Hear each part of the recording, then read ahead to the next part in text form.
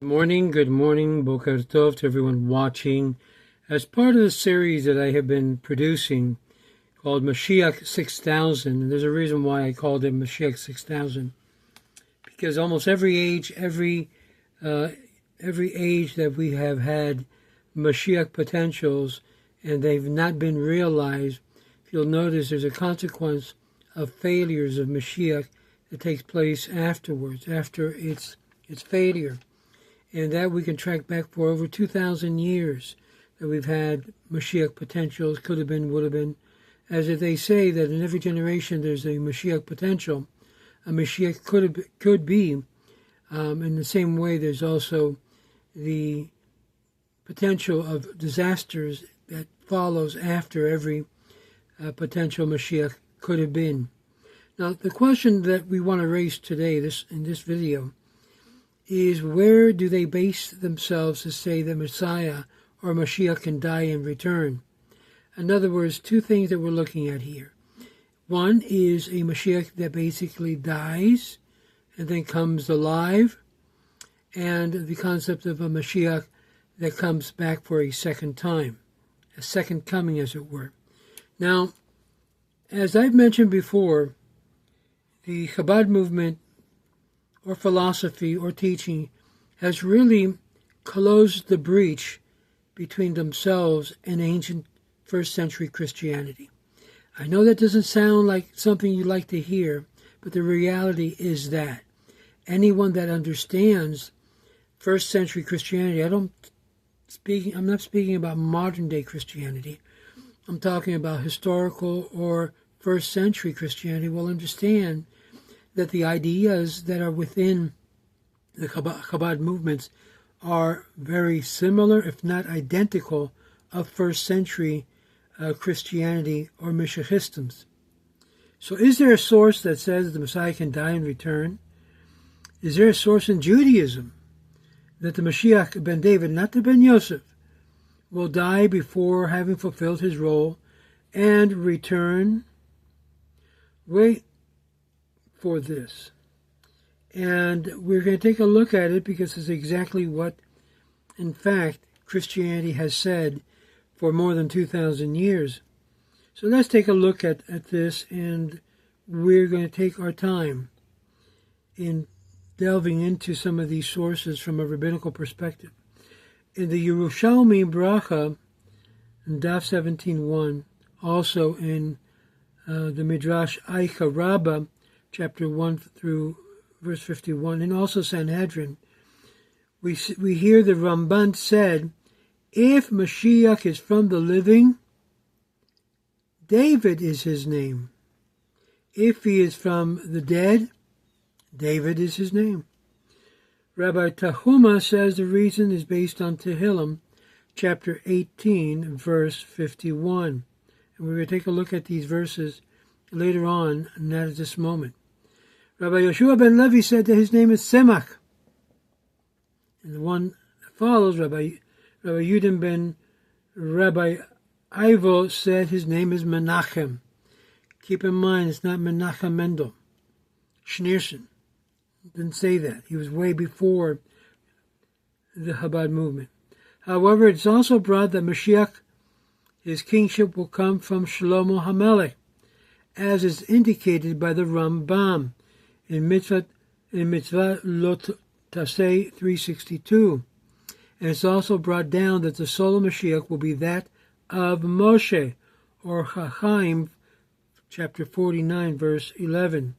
The meaning of the soul of Mashiach is from great people, not necessarily that these people are resurrected.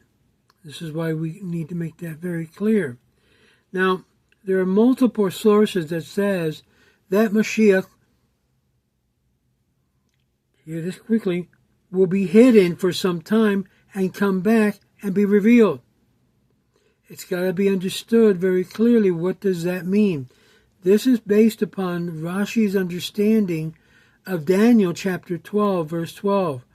Mashiach will be revealed, concealed, and then revealed again. In other words, he will make his revelation, he will conceal his revelation, and then be revealed again. There's a midrash that says in Bamidbar Rabbah, Midrash Rabbah Bamidbar, chapter 11, verse 3, Rabbi Barachia, in the name of Rabbi Levi, said, just like the first Redeemer, Moshe, revealed himself to the Jews, then concealed himself, similarly the final Redeemer will reveal himself, and then conceal himself, and then return and reveal himself again. Now, I want to make it very clear that from these passages, it has been manipulated to imply that a person is going to reveal himself, die, and then come back. The basis of this concept is completely not from these passages I just cited. It's based upon a manipulation of the word conceal, which does not imply at all to die, just rather to hide. Just like when Moshe went to the children of Israel and revealed himself that he was their Redeemer, and then took off from the scenario, left Egypt into the tents of his father-in-law, and then come back again as the final Redeemer. So he never left the earth. He never was maced. He was never dead, as it were. But he did disappear from the scene for a period of time and came back on the scene. This is what it means. So, the basis of this idea, erroneous idea, that the Messiah is going to die and then come back and then be revealed as the final Redeemer, is based on misinterpretation of the very rabbinical sources. Conceal does not mean die, at least not necessarily, in particular considering that Moshe didn't die in his concealment. And this is where a lot of the Mashiachists, both of Christianity and Chabad, utilize. Well, it seems like he will die when really he didn't, like Moshe Rabbeinu. So you're saying the Mashiach won't die is the argument. No, he will not die.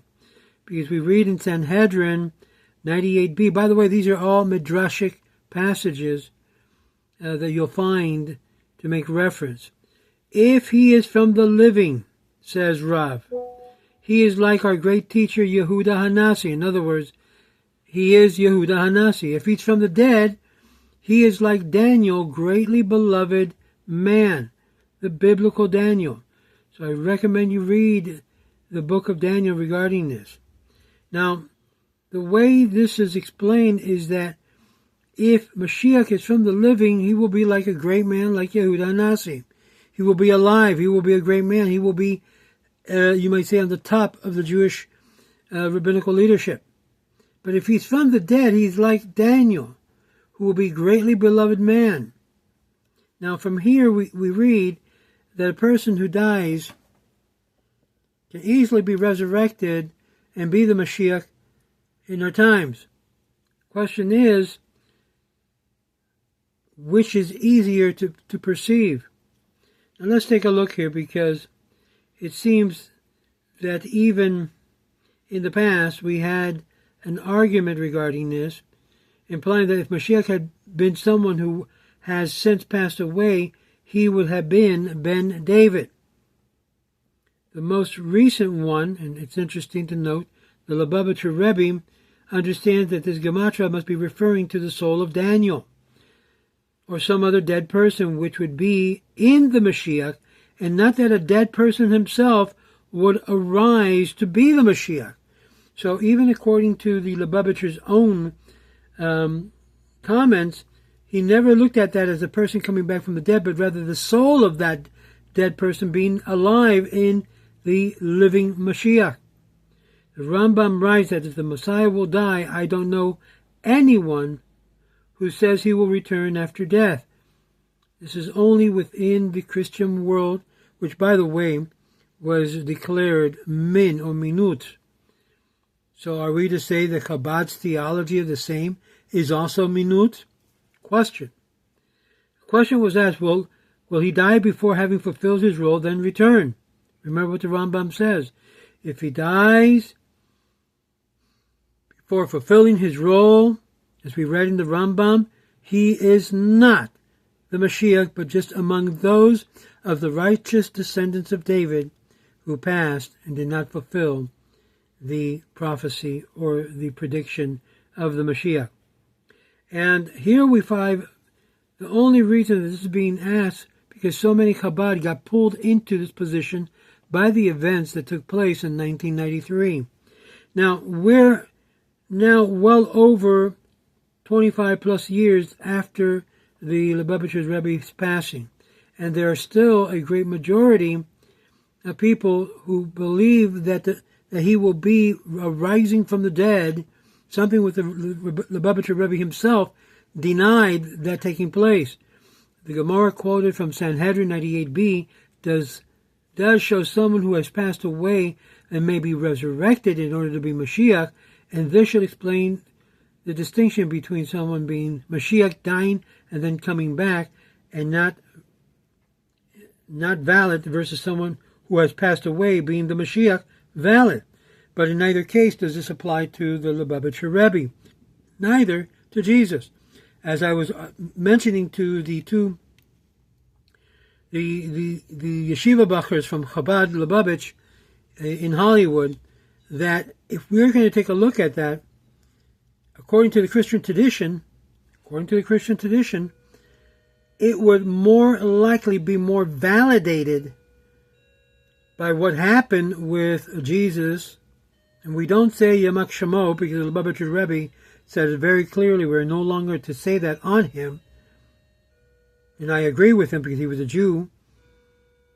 That was the consequence of a lot of sinut hinam, in other words, unduly hatred, because he had claimed to be the Mashiach, or it was claimed of him, rather, to be Mashiach, because there's not very clear sources in the New Testament that makes him reference that he was in fact the Mashiach.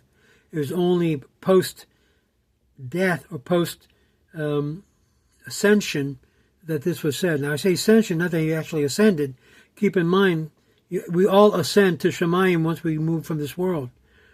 But the question becomes, the claims of Christianity in regards of a second coming, of a claim of resurrection, has more basis than that of a Lubavitcher Rebbe that's still in the ground. He may be in Shemayim, but he's in the ground. Can God raise someone from the dead? Of course. God can do whatever he wants. He's God. But it would make more sense that the Mashiach would be coming from the living and not necessarily resurrect someone from the dead in order to prove that he's Mashiach. Case in point, we know that only after the arrival of the Mashiach is revealed that the resurrection of the dead will take place, post-revelation of the Mashiach. So, how is it that you're going to have a resurrection of Mashiach to be able to then resurrect himself again? Doesn't make sense. This concept is midrash. Anything that's within midrash is not necessarily a halakhic precedence. Now, you have various Chabad rabbis, one even close by, I think it's Rabbi Lieberman from Lauderdale Lakes, that have written a whole profuse, almost like a novel or a text, a book, arguing that the Mashiach can be from the dead, i.e., be the Lubavitcher Rebbe. And he makes an incredible argument in his book, but all of these arguments is just that, an opinion. An opinion that through the history of the Jewish people have not become realized. Now, does that make that concept an error, a mistake, when clearly it states that Mashiach will be from the living? We can more likely believe that the Mashiach, the anointed person, will be from the living than take God to have someone resurrected from the dead to then later anoint that person. So it's a little bit more difficult to believe that. And I think it's a big error because it misguides many Jews into believing that A or B was Mashiach and he died, he didn't make it, he's coming back to finish the job. And in that case, they fall into the same slot as modern-day Christianity, that they're still waiting for the coming of Mashiach, the coming of their Yehoshua HaMashiach, as they say. And obviously, for the Lubavitcher Rebbe, they're waiting for their mamash to come to realize the fulfillment of the prophecies. So now we have not one group of Mashiachistams or Christians. Now we have, in today's Judaism, two groups. One that's over 2,000 years ago, and another that's over about 100 years, not more. So think about that. I hold that the Rambam says that if he arise a king, which means he's a living king, not a king coming back from the dead, a living king according to the halachot of the Rambam, and he does X, Y, and Z and fulfills it, then we can make him the presumed Mashiach. But he still has a lot more to do. It's just simply doing X, Y, and Z. He's got to build the temple, bring back all Jews to the land. He's got to do a whole bunch of things, including the war against the Amalekites. We're seeing Bibi doing that now, and he's not from the descendant of King David, rather of Israel, and yet he can easily be looked at upon as a Mashiach ben Yosef. So right now, in this current status, we have a Cyrus type of Mashiach, if you want to call it that, which is Trump. You have the potential Mashiach ben Yosef as Bibi Netanyahu, who they've called him a murderer. And then we just wait for whoever will be appointed to begin the construction of the temple, the house of the Lord, which is the next step. And then we will have whoever is appointed to build the temple, hope and pray would be a descendant of David. Then that person who is in charge of the building or reconstruction of the temple would be then most likely looked at or looked upon as a potential Mashiach ben David. This is Rabbi Moshe Otero with Ways of Israel. Hope you understand how these passages does not apply to the previous ones, although the references are made that the Mashiach ben David and could be from the living or from the dead, but most likely has to be from the living, because from the dead there's got to be a miracle performed, literally Tekiyat HaMetim, and it is Mashiach ben David who will do the Tekiyat HaMetim for all of us. So think about that. Shalom, shalom.